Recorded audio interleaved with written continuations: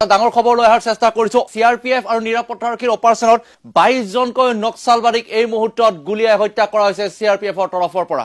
एक जगह 18 और एक जगह 4 22 नक्सलियों का डेड बॉडी मिला है।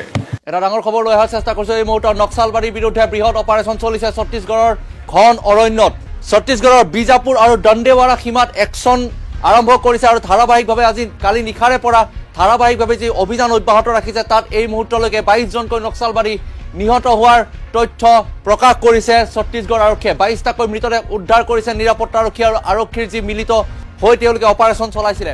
কেইবা ঘণ্টা জোৰা গুলিয়াগুলীত নিহত হৈছে 22 নক্সালবাদী। দুয়োফালৰ পৰা গুলিয়াগুলীৰ ঘটনাত 22 জনকৈ নক্সালবাদী আৰু এজন নিৰাপত্তাৰক্ষী নিহত হোৱাৰ খবৰ লাভ কৰা হৈছে। নক্সালবাদীৰ বিৰুদ্ধে বৃহৎ অপাৰেশ্যন চলিছে ছত্তীশগড়ৰ ঘন অৰণ্যত।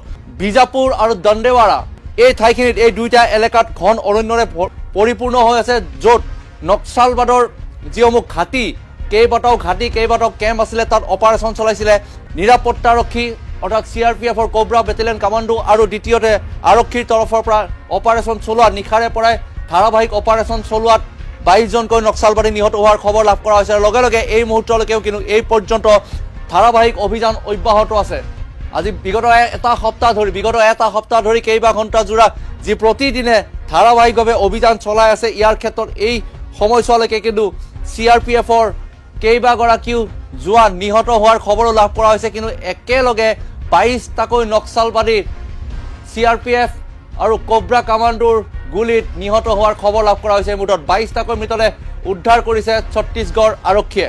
एक जगह 18 और एक जगह 4 और इस तरह से कुल आज 22 नक्सलियों का डेड बॉडी मिला है। आज दिनांक 20 मार्च को बस्तर संभाग के अंतर्गत अलग अलग क्षेत्रों में अभियान संचालित किए जा रहे थे। माओवादियों और सुरक्षा बल के बीच में मुठभेड़ हुई। मुठभेड़ के पश्चात अब तक 18 माओवादियों का डेड बॉडी रिकवर किए गए थे और काफी बड़ी मात्रा में AK-47 इस प्रकार का ऑटोमेटिक सेमी ऑटोमेटिक वेपन भी बरामद किए गए थे। दुर्भाग्यवश इस मुठभेड़ में हमारे एक DRG जवान बहादुरी से महोदय से लड़ते दौरान उन्हें गोली लग गए थे। उनका उसी घटनास्थल में शहादत हो गए थे। इसके बावजूद सुरक्षा बल द्वारा भी लगातार ये इलाका में ऑपरेशन जारी रखा है। अभी फायरिंग और सर्चिंग अभियान जारी है।